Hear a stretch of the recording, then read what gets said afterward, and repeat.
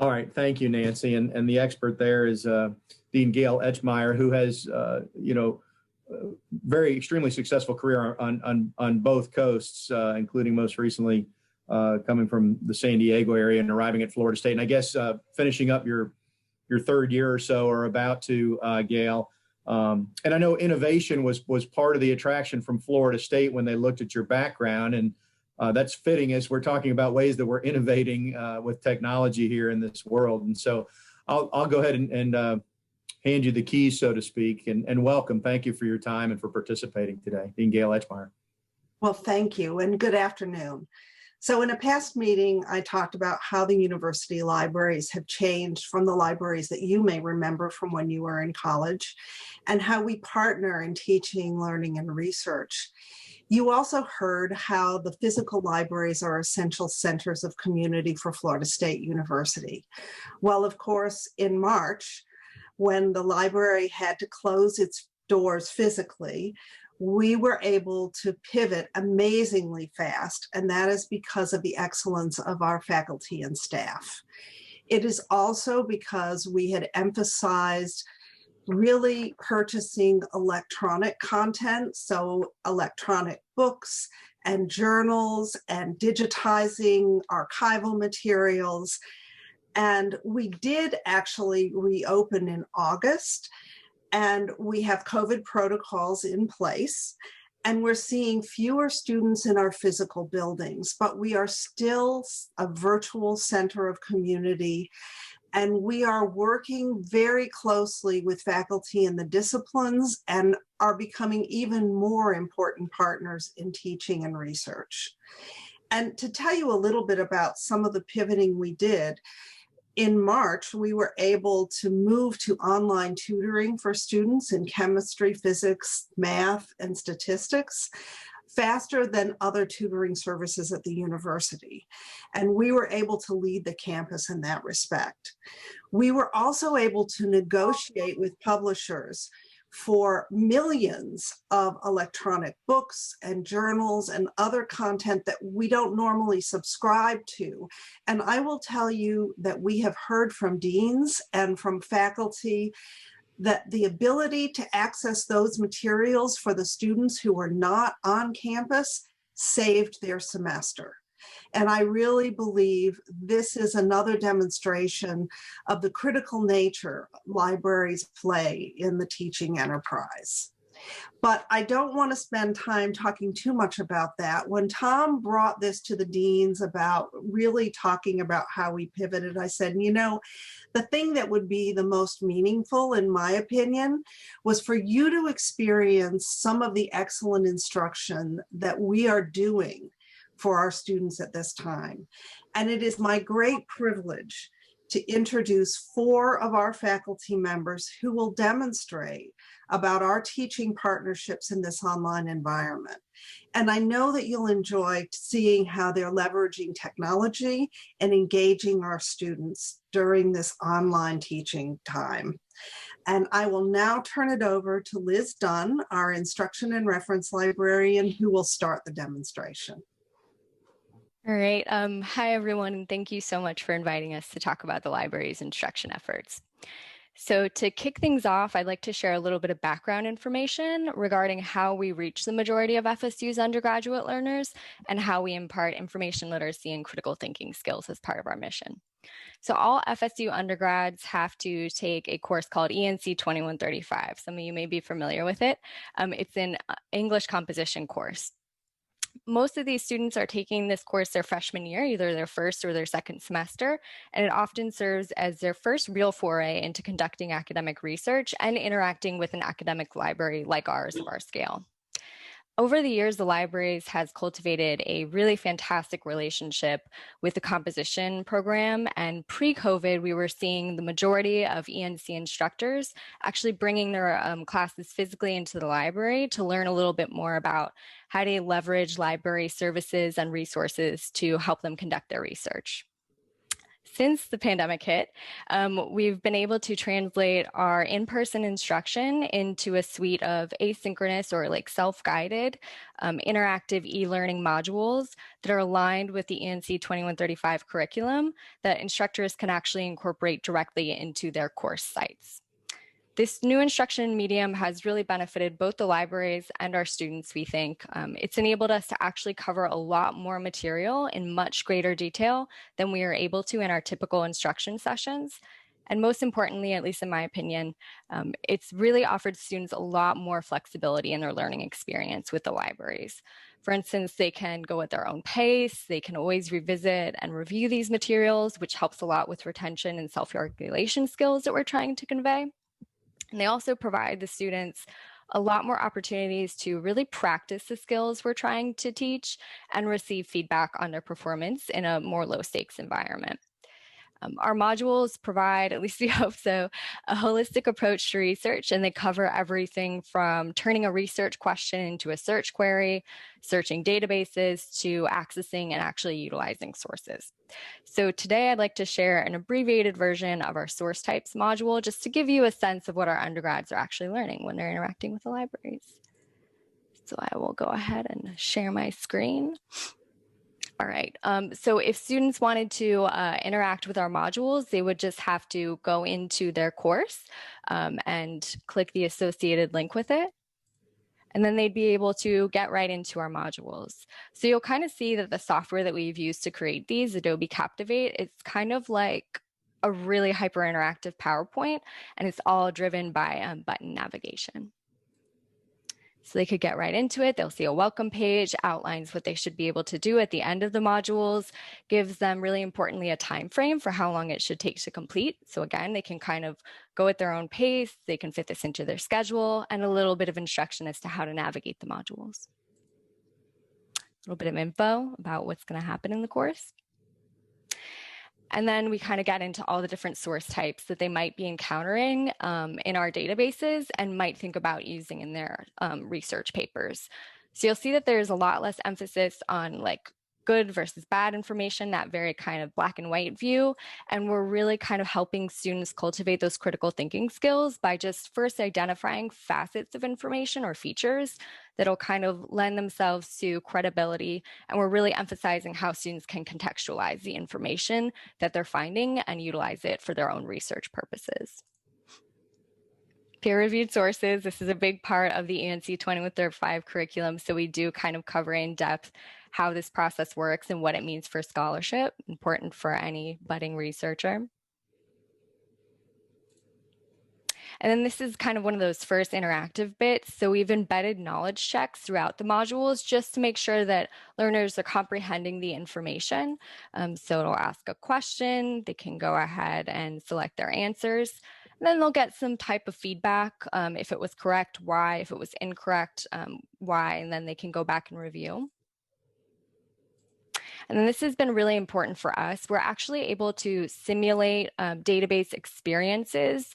And this is really great because the majority of the instruction that we're actually asked to do in the library is rather rote database demos. So in pushing this kind of information and instruction in these modules, it means that when we are in the classroom, we can kind of focus more on really hands-on activities and really engaging and discussing. So here we're just kind of letting learners feel what it's like to be in a database and kind of narrow their search down so they can be really targeted and efficient in their searching. A little bit more about how they can be utilizing sources. One more knowledge check. And then towards the end of the modules, you can actually use this software to embed like any form of media, including entire web pages. So we've gone ahead and embedded a little Qualtrics survey that we've made just to make sure that students are achieving the learning objectives. And we also have used this to get feedback from students, whether they like the modules, what they find most effective, how they think it can be improved. And the feedback has been really overwhelmingly positive, but they've pointed out great ways that we can improve the modules. So every iteration, we kind of take this feedback into consideration, and we're just continually getting better and better with these. All right, so that is what students would be learning. So really leveraging the foundational skills learned via these modules and with the additional support of our virtual reference services, which we've always continued through the pandemic, and our new ENC 2135 library office hours, another one of those virtual office hours that people were mentioning that have been really crucial for us to actually connect with the students. I really think that our underclassmen are better prepared to hit the ground running and both contribute to and benefit from the more discussion-based library instruction sessions they're going to be likely to encounter throughout their academic careers. And I do believe Adam and Rachel are going to tell us about some of those collaborative synchronous sessions now, so I'll turn it over to them. Thanks, Liz. Hi, everyone. Good afternoon. I'm Adam Beauchamp, one of the humanities librarians in the FSU Libraries, which means I work more closely with specific departments on campus to support their teaching and research. In particular, I work with history, philosophy, and religion departments. And in addition to creating the self-directed modules, as Liz just described, we were able to convert our discussion-based and hands-on instruction into online experiences using Zoom platforms and some of the electronic resources that Dean Etchmeyer was referring to that the library provides access to. So just in the short amount of time we have, I want to give you a brief look at one of the lessons that I've done recently where I have used those electronic resources to teach primary source literacy in a history class. Very simply, when we talk about primary sources in history, we're talking about the evidence that we use to understand and interpret the past. And these are typically documents created at the time by firsthand observers. Historical newspapers are a great example of primary sources and a really good kind of first primary source for someone who's new to historical research. And the library subscribes to a large number of databases that provide access to digitized historical newspapers. So I'd like to share my screen and give you a look at one of the things that I worked on. This is an image of the Pennsylvania Gazette, which was published in Philadelphia in the 18th century. You might be able to see the date on there is 1784.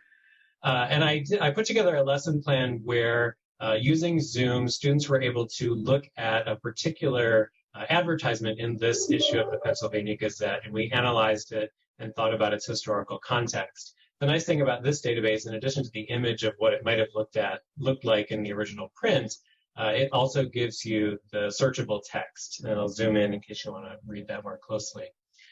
In brief, the advertisement we looked at was a runaway slave ad. And these are very common in newspapers in the Americas right up through the Civil War in the United States.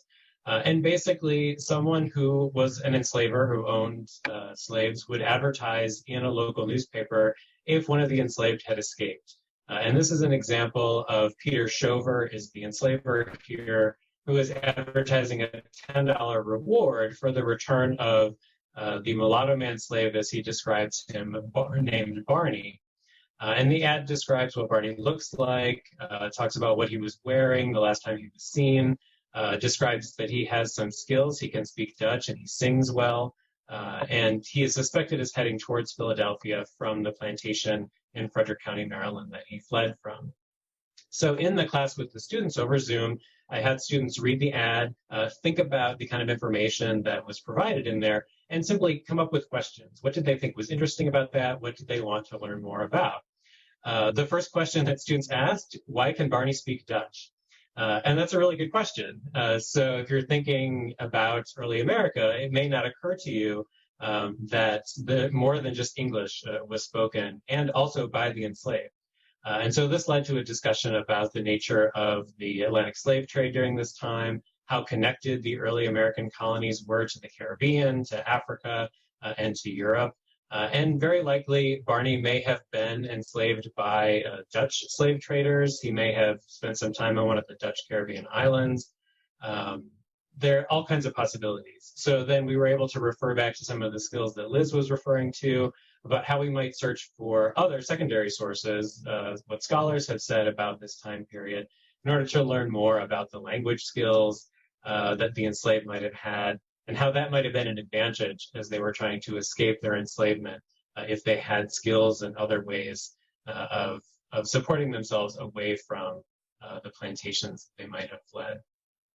And that's just an example of the learner-centered pedagogy that we used, which is really inquiry-based, helping students to think critically about information sources, and in history classes, putting them in their historical context. And just as a fun fact, the Pennsylvania Gazette was Ben Franklin's newspaper, and was published until his death in the early 1800s. And it's also interesting to note that this runaway slave ad, which would have provided some income to Ben Franklin, was published about 10 years after Franklin co-founded an abolitionist society. So it's also an example of the complex society that we're talking about in early America. And it was really fun to work with the students and think historically through these primary sources in digital form. But we're also really excited to work with the physical primary sources we have in the archives at Florida State. So I'll turn it over to Rachel to talk about how we shifted that to the online environment. Hi all, I'm Rachel Duke. I'm the Rare Books Librarian.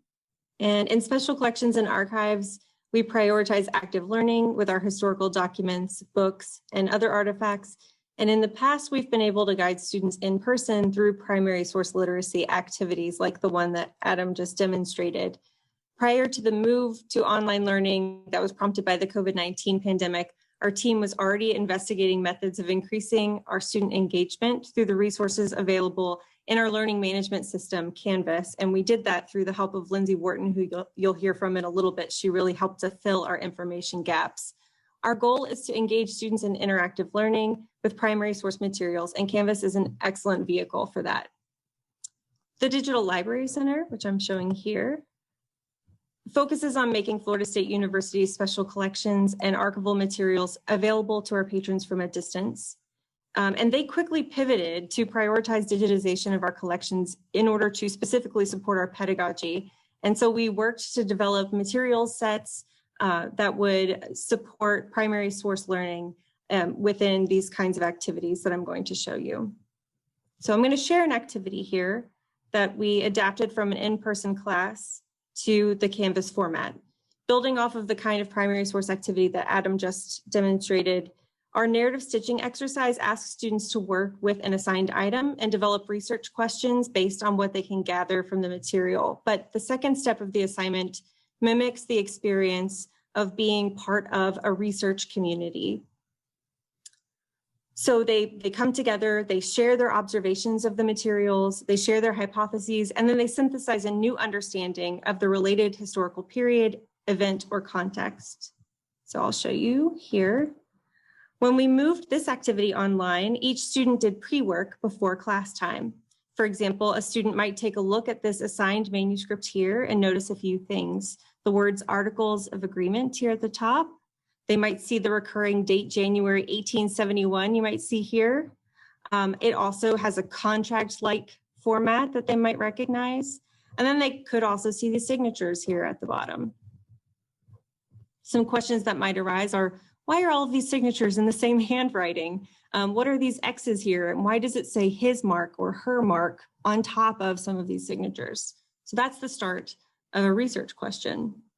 A second student might be assigned these two slips of paper here that have both printed and manuscript text, so they might recognize this as a form, right? They can see similar contractual language here and then identify the date and signature spaces. I'm hoping they would recognize the county that these documents come from. And they could ask questions like, why do they need a form? Like, why is this a necessary thing? And what is this contract doing? So when they arrive to class, they use breakout rooms in Zoom to share their discoveries as the expert of their particular document. And through discussion and through question asking, they shake out the relationship between these sets of documents. So we usually have 4 documents. I'm just showing you 2 right now. So in fact, in the course of our conversation, we will pull up the material so that we can actually have a full conversation about what we're looking at all together. And these documents are actually from Special Collections and Archives' commitment to collecting regional history.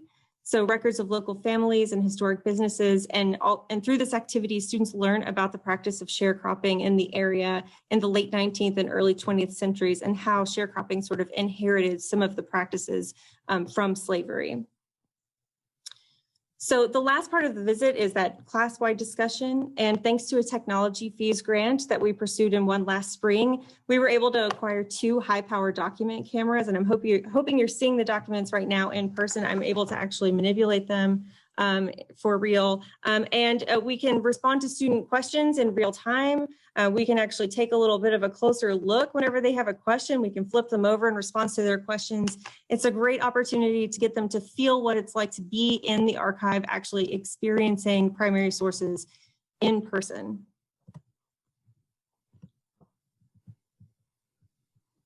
So as our students develop research questions, why is this a forum? They think back to the amazing wealth of knowledge that they gained with Liz and other librarians, and they're prepared to seek secondary sources, to find documents that might support or negate their hypotheses, and they can grow their knowledge about the historical context of these primary sources. So ultimately, the pandemic was a learning opportunity for us. And while we're excited to get students back into our classroom, using tools and technologies to expand our reach and impact isn't over. In 2020, we served 78 classes and over 1,000 students through over 20 modules, 40 assignments, and 115 pages of content that we designed online. Our level of engagement is only going to improve from here. The modules that we've built are available in the Canvas Commons for faculty to download, and we have been contacted by faculty about them. And so they can download these things as needed into their Canvas site in order to teach within their own course. And so Lindsey's going to talk a little bit more about how we can use Canvas to continue to grow our instruction program. Thanks, Rachel. So I'm Lindsey Wharton. I'm the Distance Services Librarian here at FSU Libraries. And since 2017, we have been working to centrally place the libraries in the online learning space through multi-tiered integrations in Canvas. Canvas is our learning management system. You've already seen it in the demonstrations with Rachel, and library presence in this digital platform for teaching and learning provides opportunities for better communication with students and instructors, engagement with library resources and services, but really it provides a fantastic opportunity for seamless integrations of library resources and services in the online learning environment. So the library is there at the point of need. These integrations that are in Canvas allow us to build upon the course integrated instruction that Liz showed, that Adam showed, that Rachel showed, that many of our librarians and subject librarians are doing in the online classroom. And it scales our support for these students that have very wide-ranging needs and provides simple and easy access for learners, whether it's their first time ever using a database or they're engaged in more specialized research. So I am also going to share my screen and show a little bit about how we have integrated into Canvas. Our most successful integration by far is our library tools. We have a library tool link in every single Canvas course site. And this is where we populate relevant resources or research support services that are actually selected for that course or for that department. So we have links leading to the library website, find a database, some of our top links. We have contact information and a photo for the subject librarian, making it very accessible to get help and get the personalized help they need. And these are top resources that were selected for that course or for that department by the subject librarian, as well as an integrated chat box to our Ask Librarian chat service. So this is a way that learners can seamlessly engage with library resources and services and people without ever leaving their Canvas course site. It makes it so it's a seamless library experience and a really flexible environment. And when we analyzed the library tool usage, we saw that about 7.4% of all of our website referrals and 14.7% of all new users to the library website were coming from the library tools in Canvas. These tools are getting about 150,000 views or clicks a year since we implemented them in 2017. So even though many of these integrations were in place before COVID, the shift to remote instruction has really further demonstrated the need to centralize online teaching and learning in our library work and build upon the information literacy and the primary source instruction that Liz and Adam and Rachel talked about, so we can have a holistic instruction program and provide all of FSU a flexible and meaningful and seamless library experience.